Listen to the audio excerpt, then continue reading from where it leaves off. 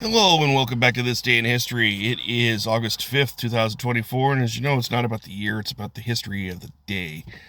And, we always start with birthdays, so I'm going to start first and foremost. Happy birthday, Melly Munchkin. Uh, Melanie was a coworker of mine in Kmart 24 years ago, 25 years ago. We hit it off. We were like really like best of friends, and come to find out that our fathers were like really good friends in school and such. So I always called her Melly Munchkin, and I always referred to her mom as Mama Munchkin. So it's Melanie's birthday today. Happy birthday, dear. Love you. Hope you have a great day. So with that said, let's get into it with the birthdays. First birthday is 1862. Joseph Merrick. He's a British. This is how it's listed. And Britannica.com just lists Joseph Merrick as as a British medical patient. So, out of idle curiosity, I looked up what his ailment was. It turns out he's the Elephant Man, the real life Elephant Man. He had this deformed head that kind of resembled an elephant's head, and he had a viable life. They actually used him as an attraction in the P.T. Barnum and Bailey Circus. Ringling Brothers. So like he was, they kind of exploited his deformities. But 1906, John Huston is an American director, writer, and actor. He was born on this day. 20 years later, Marilyn Monroe, Norma Jean was her real name. Norma Jean, I want to say it was Norma Jean Baker. I can't remember. But Marilyn Monroe is an American actress. She was born on this day in 1926. On this day, 4 years later, 1930, Neil Armstrong, American astronaut, first man to walk on the moon. He was born on this day. In 1967, Patrick Ewing, he was an American basketball player. He was born today, so happy birthday, Patrick. 1968, Marine Le Pen, French politician, was born on this day. And I know nothing about you, so happy birthday, I suppose. So we set the Wayback Machine to it's 1100 A.D. King Henry the First of England is crowned King of England. 1772, Russia, Prussia, and Austria. They all sign a treaty that basically creates the first partition of Poland. The suck part of that, and I have some Polish ancestry, so I guess I'm kind of quasi connected to it. It deprived the country, the whole country of Poland, it deprived of half of its population, and a third of its land was carved up and divvied out to other. It's like Poland has just been screwed by the European powers like forever. They're always constantly getting screwed. Borders were redrawn after World War One. They were redrawn again after World War Two. It's like Russia was like, no, we want more of the spoils. That's spoils of war kind of thing, and they just. No wonder why the Poles just don't like the Germans and the Russians, because they literally are the people that are caught between the rock, Germans, and the hard place, the Russians. And I met a Polish immigrant when I worked at Weimar in the 90s, and Janusz, I remember Janusz telling me he was like he had no love for either Germans or Russians. He was an equal opportunist when it came to hating them both. He's like he was old enough. He was born in 1939, and he was old enough to remember the tail end of World War II, and he remembered just how nasty both sides were. It was real easy for the Poles to just hate both Germans and Russians. They were both scum of the earth as far as they were concerned. 1864, it's the Battle of Mobile Bay. Union Admiral David Farragut He managed to seal off the port of Mobile from Confederate blockade runners. And if you can't get your supplies, then you can't continue your fight. So, 1914, Cleveland, Ohio installs its very first electric traffic lights. These traffic lights were only red and green. There was no yellow added to them, and that was an addition that came, years later. The warning, the yellow light being the warning to slow down because the light's about to turn red. That came later. 1926, Harry Houdini, he performs his last stunt. He's underwater 90 minutes in an airtight coffin. On this day in 1957, Dick Clark's American Bandstand, which I never really liked watching. I remember my stepsister over at the house because my parents were out of town, and so Sis was watching us boys, and like you couldn't touch the TV if American Bandstand was on. My sister was watching it.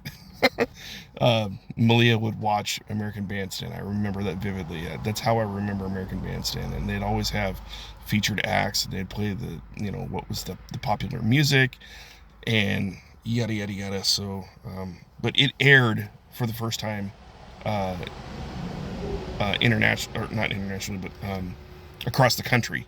It aired on this day in 1957. So he had a long career on that show. I mean, it ran until he retired, and then he did the ball dropping every year. That was sad when he passed. I liked Dick Clark. 1963, the United States, Soviet Union, and the UK, they signed a nuclear test ban treaty in Moscow.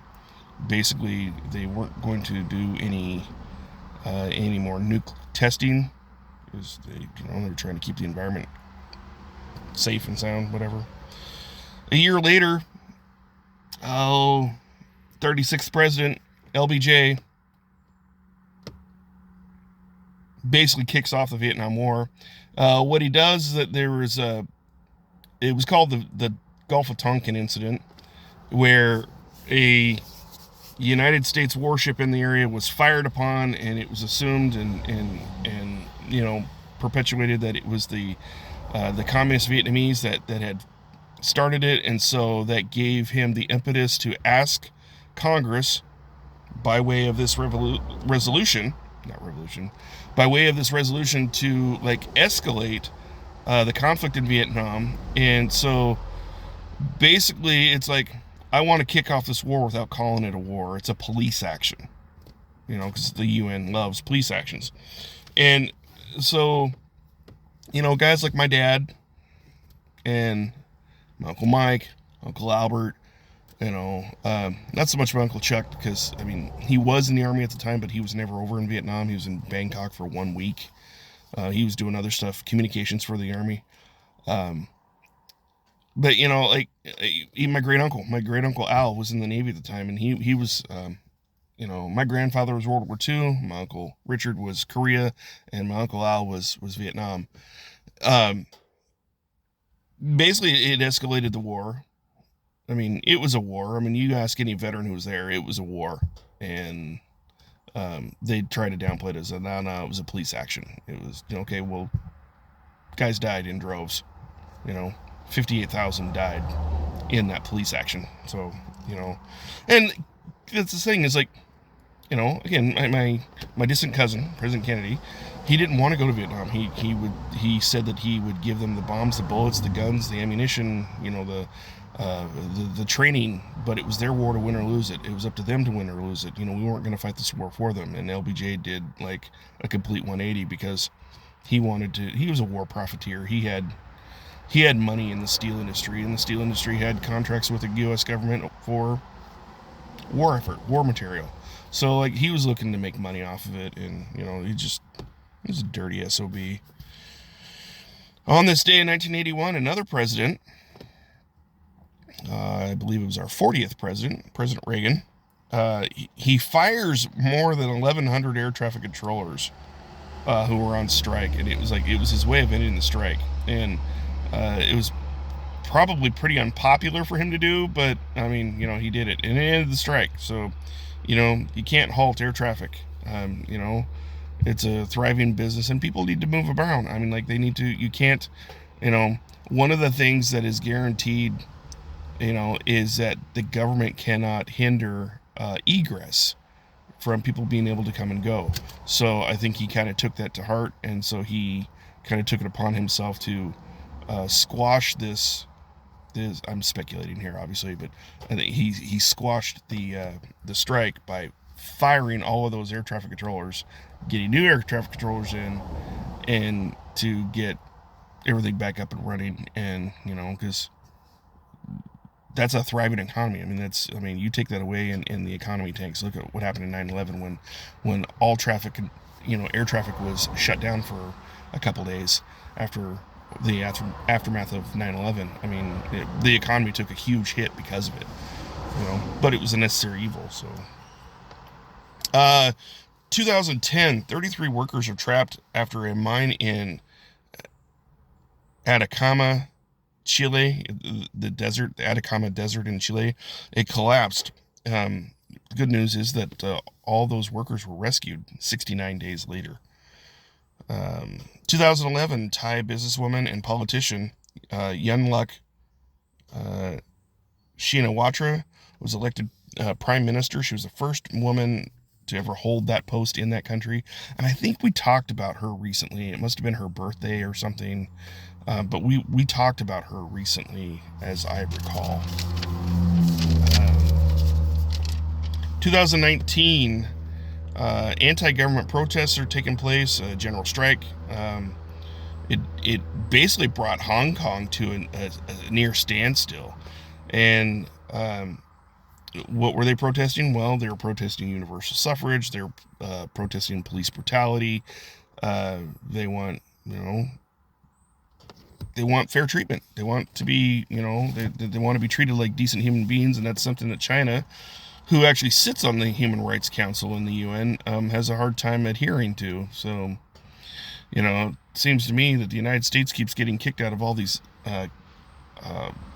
council committees, and yet, we're not the ones who are violating what those council committees oversee. Go figure. I mean, it's nonsense, really. Also on this day in 2019, American writer Toni Morrison passes away at the age of 88. Now, Toni Morrison, she won the Nobel Prize for Literature in 1993 for novels that examined the Black experience, specifically,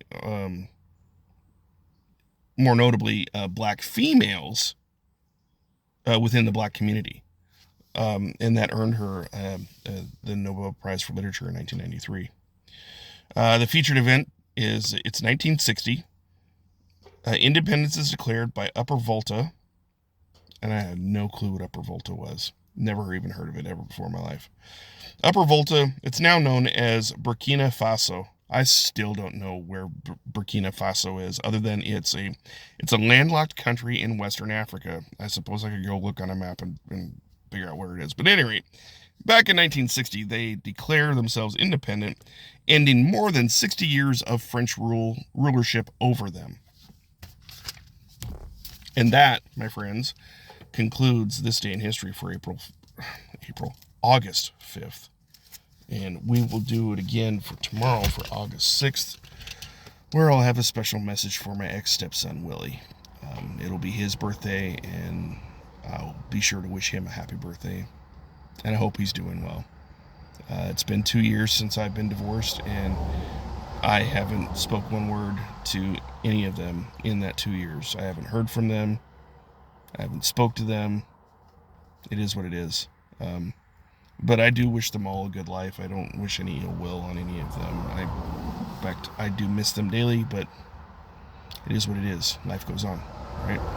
Speaking of which, I got to move on. So have a great day. Have a blessed day. It's bright, sunny, blue skies. So enjoy it. Me, on the other hand, I got to go get me something to eat and then head off to work. So take care, be blessed, and we will chat again tomorrow.